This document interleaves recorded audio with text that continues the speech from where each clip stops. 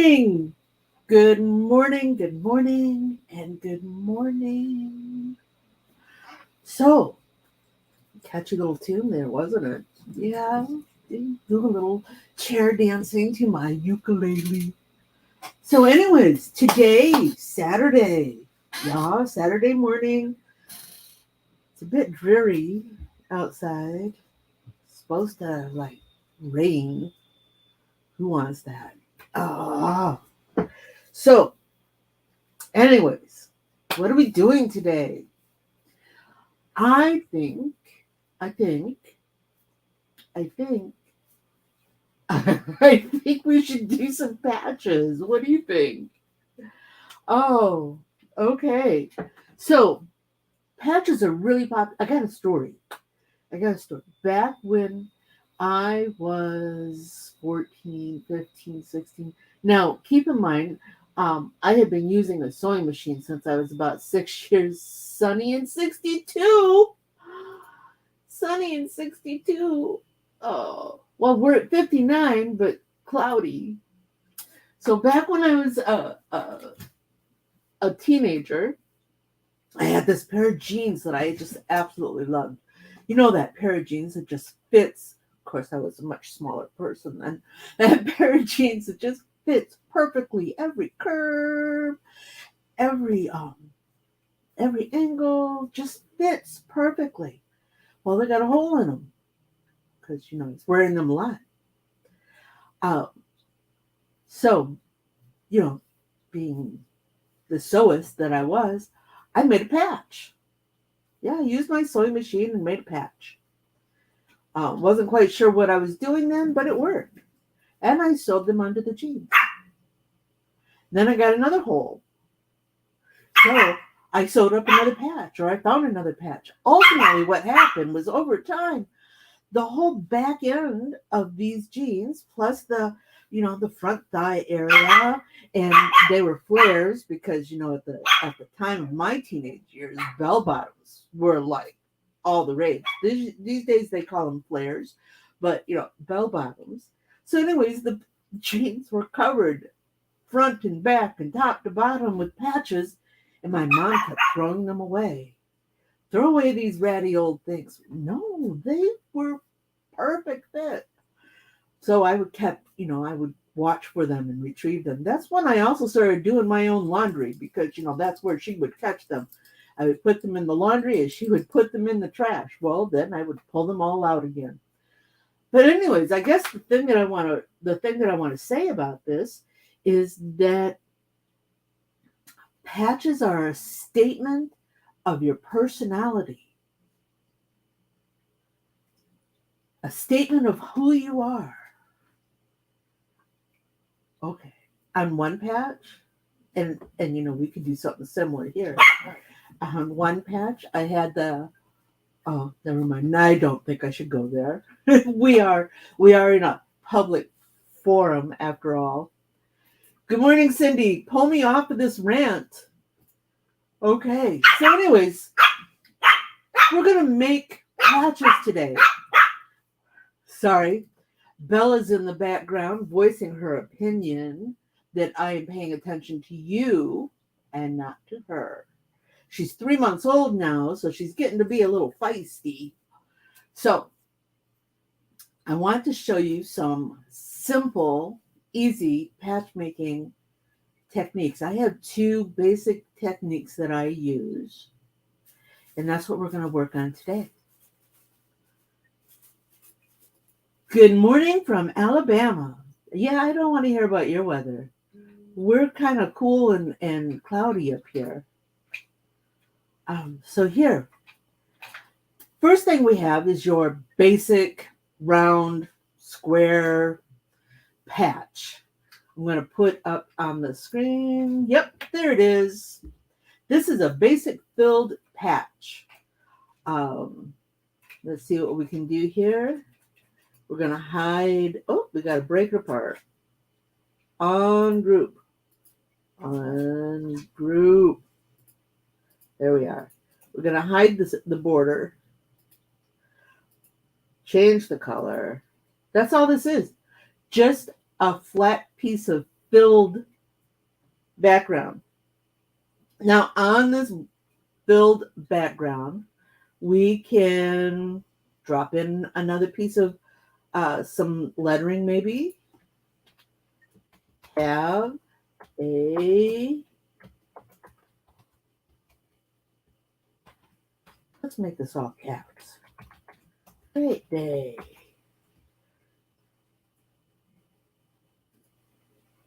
Change that to white.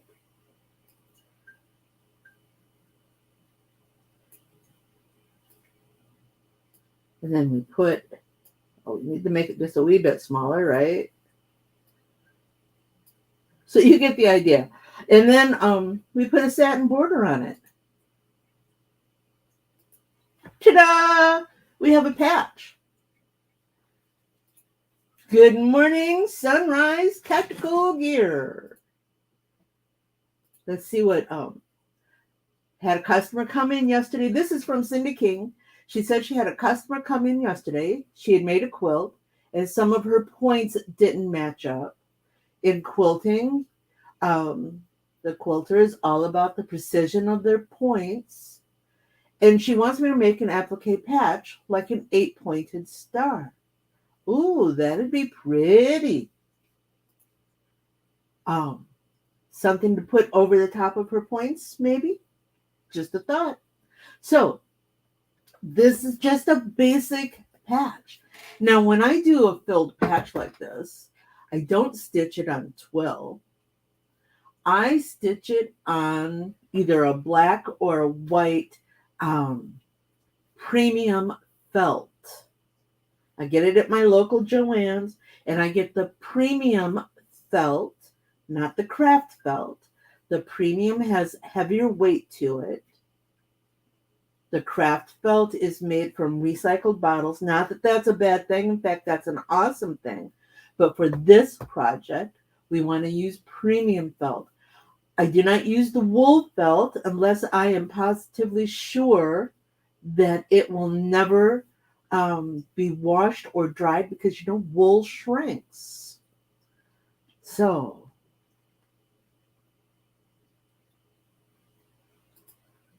Cindy's coming back with the patch that she needs to make. She needs to make several of them to cover up mistakes. So I'm just going to set it up like a patch. Exactly. And you know what? Today we're going to help you with that. So when I make a patch like this that has a fully filled background, where are we? Oh, I'm on the wrong screen. When I have a fully filled background like this, I'll stitch it on felt.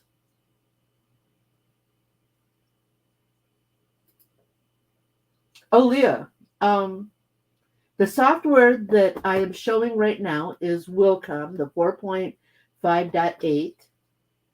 But I'm also going to show you some work in Embrilliance. That'll come in just a few minutes. But, this can be done in any software. It does not have to be this software. You could, as long as your software can make a straight stitch and you can identify it as a run, a filled, or a satins, wonderful. Leah, you got this covered. You can make patches. So again, when I have a filled patch, I don't use twill fabric. I use felt, and a premium felt. I don't use the wool because it will shrink, and I don't use the craft felt because it's too thin, and it has a tendency to dull the needles.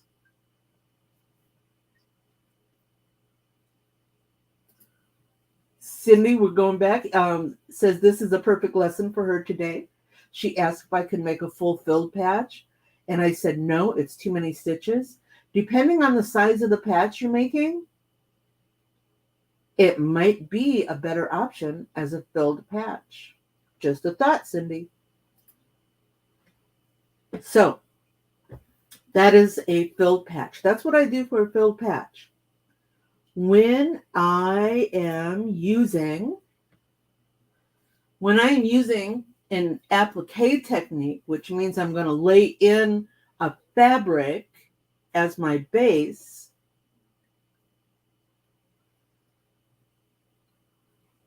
I also include a run stitch for placement. Trying to pull this out here. A run stitch for placement and a tack down stitch to hold the fabric. Going back to Cindy here, 4-inch patches are probably good with a filled. The 6 or 8-inch patches, yeah, you're going to want to do applique. But we can go into more detail. So when I do a fabric back patch, I'm going to use a twill fabric, and I'm going to reference some providers, some vendors that I use to get my supplies. One of them, let's see, one of them is the Embroidery Nerd Shop. And what do I get from the Embroidery Nerd Shop? And that is, and again, I'm going to put all of this in the notes on my YouTube channel underneath this this live, so you can click and go to it. But the embroidery nerds who have been making patches for ages have experimented and found the perfect twill. And that's where I buy it. It's a polyester twill. And I get, right now they carry it in black and white. And I buy my twill from them. It's cut perfectly to lay in my sash frame if I'm making multiples. And of course I can cut to fit if I'm making smaller batches. Now another place that I get fabric, if I need something in colors, I go over to Gunold or Gunold. And I get their twilly fabric. It's a little stiffer, but again, just like the twill that the Embroidery Nerd Shop has, it stitches beautiful patches. Now the twilly comes in an array of colors. And again, all of these links are going to be in the notes on my YouTube channel. So basically, that's a patch. Okay. We can also make patches in shapes. It doesn't have to be a round or a square or an oval or a rectangle. We can make patches in shapes. This particular patch,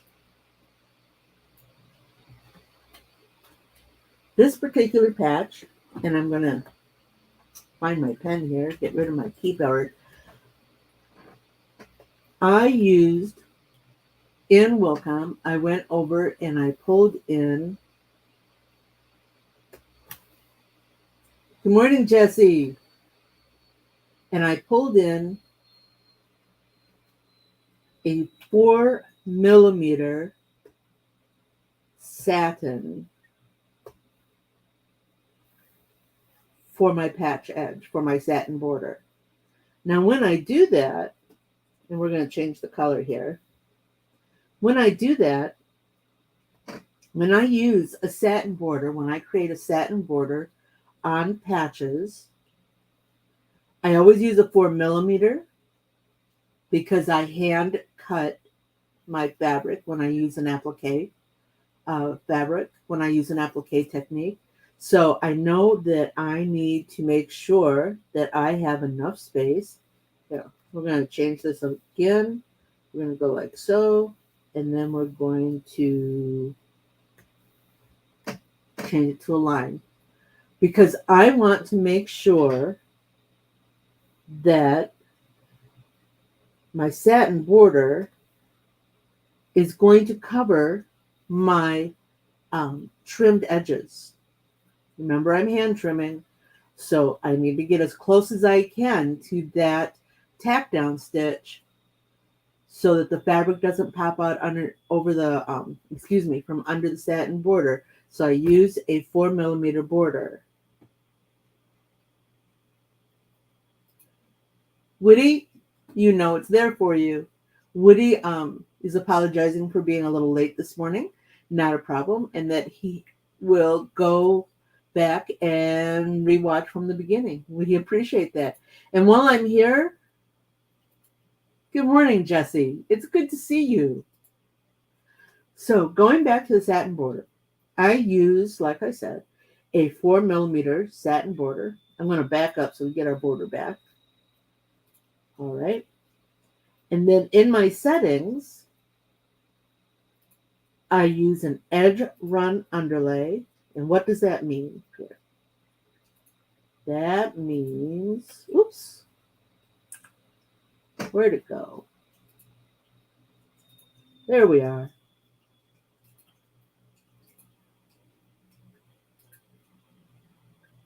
Try that. Crying out loud.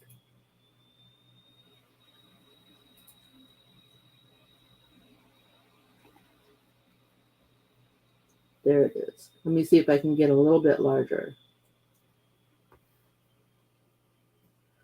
Okay. You see this run right here? That is the edge run underlay. Now, if you're concerned that it might pop out, you can change how far in it goes. Of course, if we did this, if we went all the way, it would be just a simple center, but we don't want that. So we're going to change this back to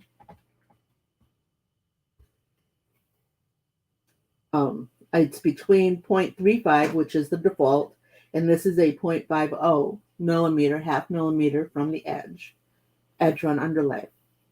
I also use a double zigzag. And why do I do this? Why do I do this?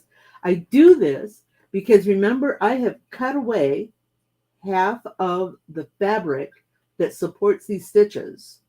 Okay. So I need to kind of build fabric. And I do that by putting the edge run underlay and the double zigzag. And the last thing that I do, doesn't have to be last, but I change my density to a 3.0, to a .3. And I do that again because, remember, I have cut away half of my fabric support. So I want to make sure that I have enough stitches to support that edge when we're done. Okay, so let's go back. Let's go back.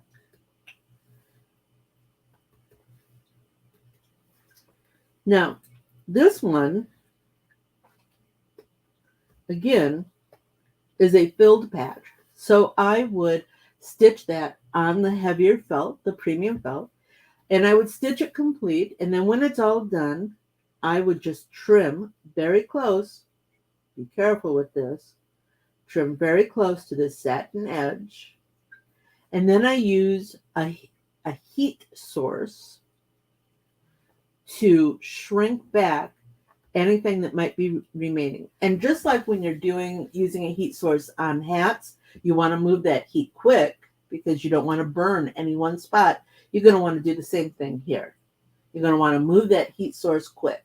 Now, some people use a laser, something that I've been looking at, but I'm kind of waffling on, so we're not going to go there right now. Others will use a heat knife of sorts, like a wood burning tool. Okay, it's got a sharp point. It goes around. You can cut close, and it seals the threads as you go across.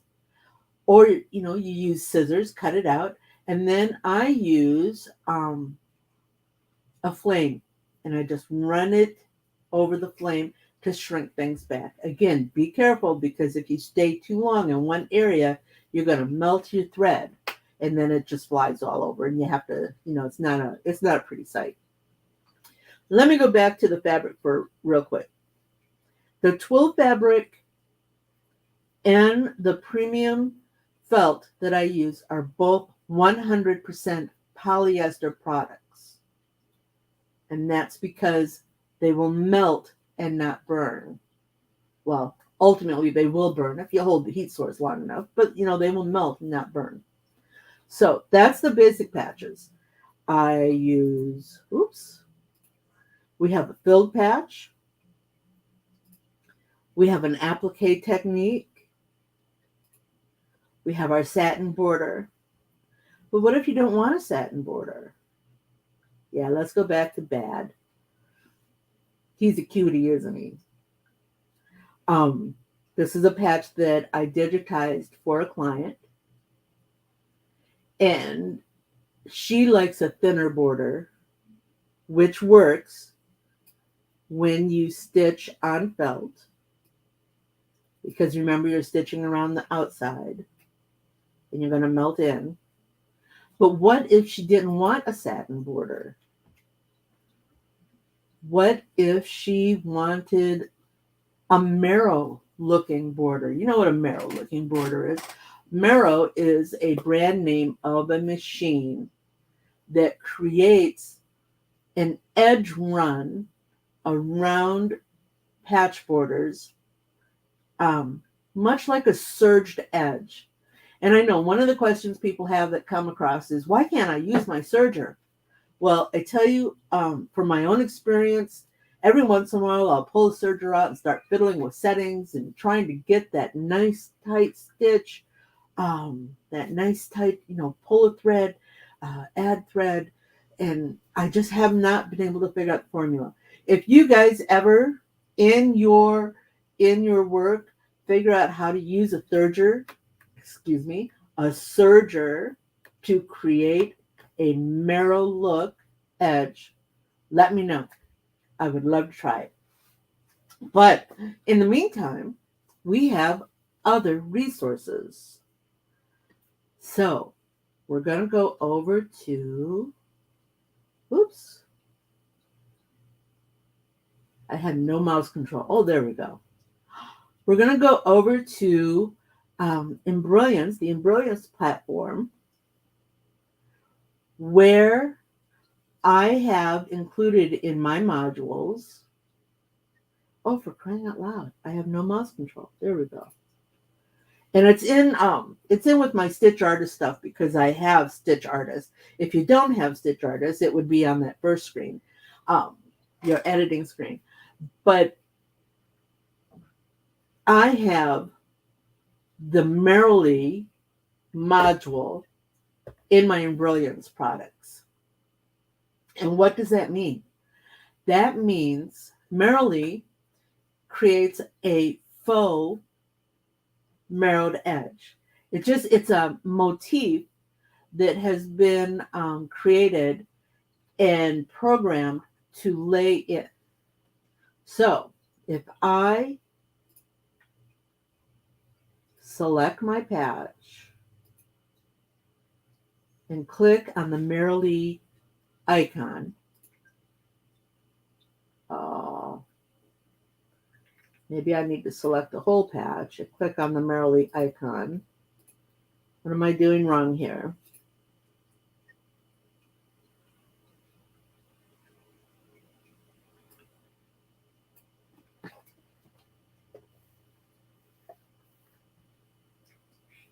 Hello, Pam. Good morning. It's good to see you.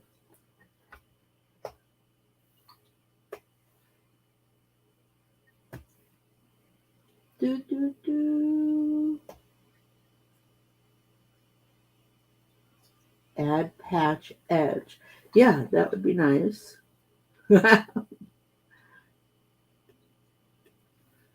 Shows how, and I had this working just a little bit ago. I don't use my Merrily as often as I should. I really probably shouldn't be teaching it under utility. Oh, Leah is a godsend.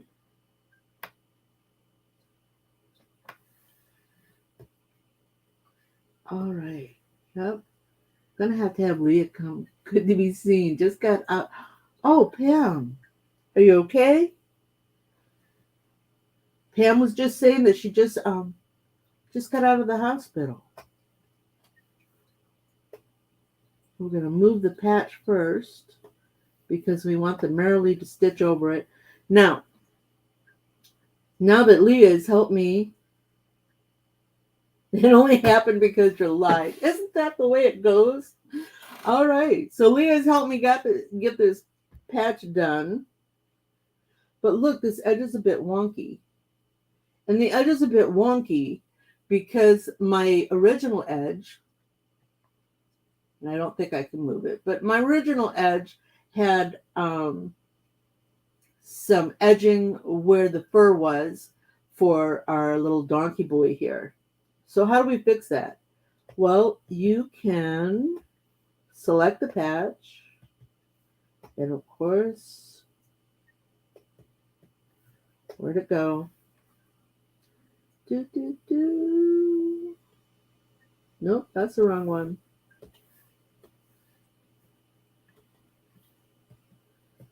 And Leah, you're exactly right. I had this going earlier. And now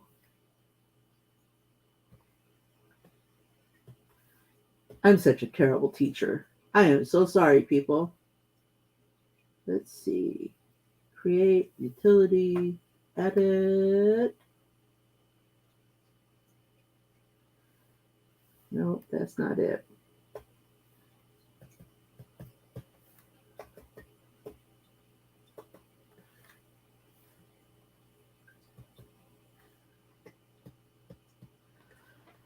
Okay, trying to get the nodes to open. It's not opening.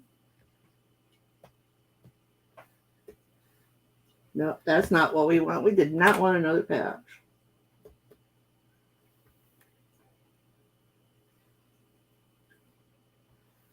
Grab instant.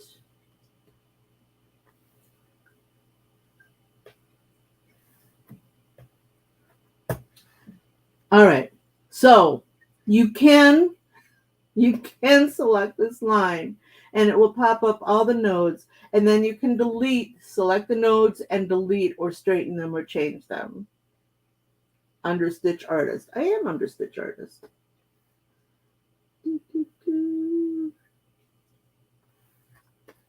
No. So that's what you would do. You would just select your nodes and change them. I am so sorry. Leah, you and I are both in the same boat. Anyway, so here, let's go into the next part. Oh, Cindy, that is a very good question. How can we create that look in Wilcom? Well, and yes, Leah, I've given you some homework. We've both got homework. Anybody that's using this merrily, you've got some homework. So let's go back to Cindy's question. How do we create this look in Wilcom? Well, you need to create a motif. And people have been trying to create this motif for years. For years. One person that I know personally, Cindy knows personally, has created this motif, but it's a little tricky to use. He's created this motif, and that's what's put a lot of other software companies, a lot of other digitizers on this path, is because he finally did it. He finally did it. But again, it's a little tricky to use, so it's not an easy thing to apply.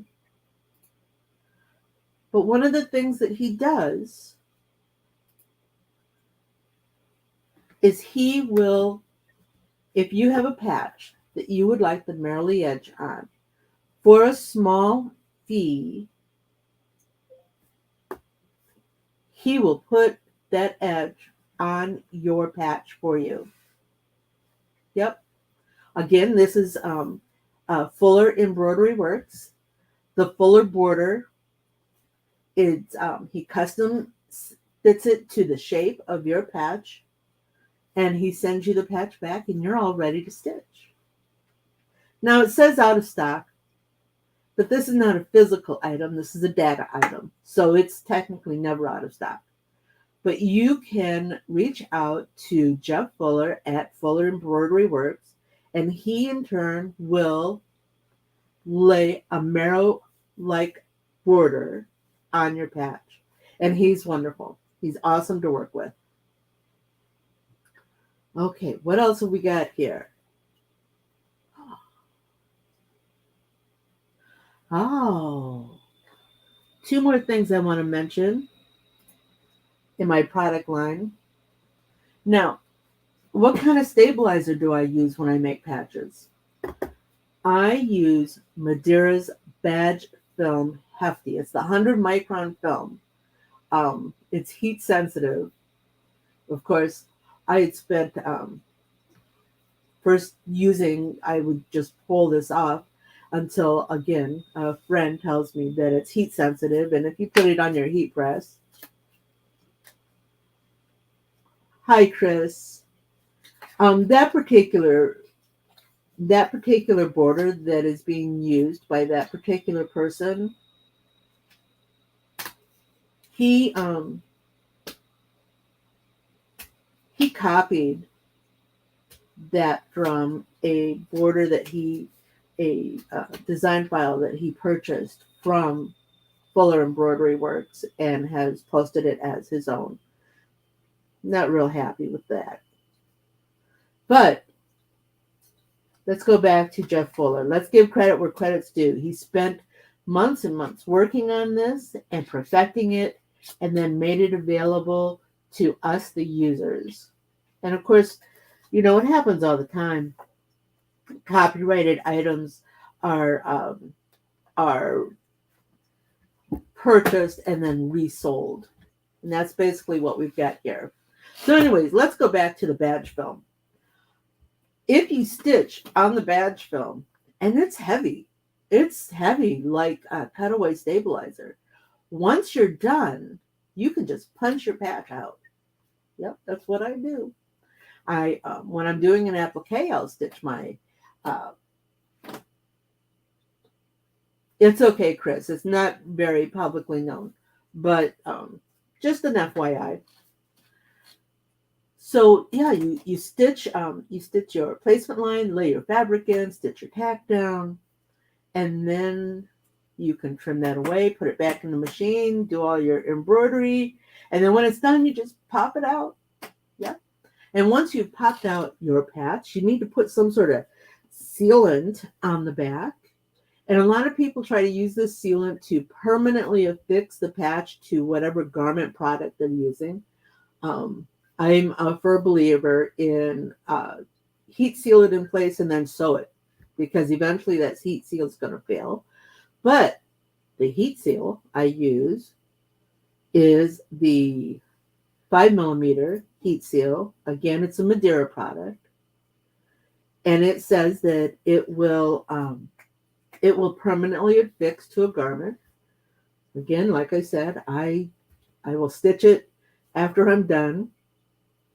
Oh, sorry, Cindy, I've still got you up here. There you go. Didn't want to keep you on. Oh, it's a Madeira product. Cindy wanted to know where I got the patch ease. It's a Madeira product. Now, one thing I want to tell you is that Madeira, they are a commercial vendor. They're used to sending out thousands of dollars worth of inventory. So us smaller business, where we're only going to need to buy a 10-yard roll every 6 months, you might find that the handling charges and the shipping charges are a bit much. But don't hesitate to put together a larger order or look for the product. Do a Google search. Look for Madeira Easy Heat Seal Film and see if it's available anywhere else. Madeira products are carried by other vendors. Okay. So, before we finish up, and we're running a little long here, guess I could make it me again. Before we finish up, Do you have any questions about patches? I encourage that you talk about your patches, or you have your questions, just throw them out there. But at this point, let's ask specifically, do you have any questions about patches? About the techniques that I use to make patches?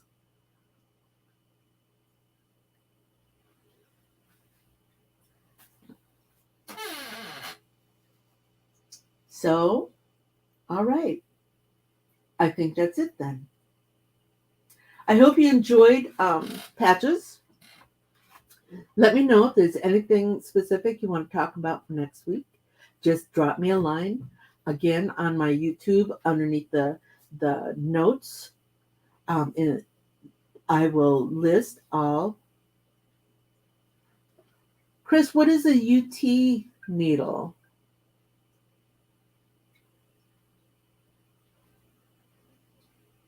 And yes, Cindy, you do like applique. Let's just go back. You're very welcome, Washington. I appreciate you being here.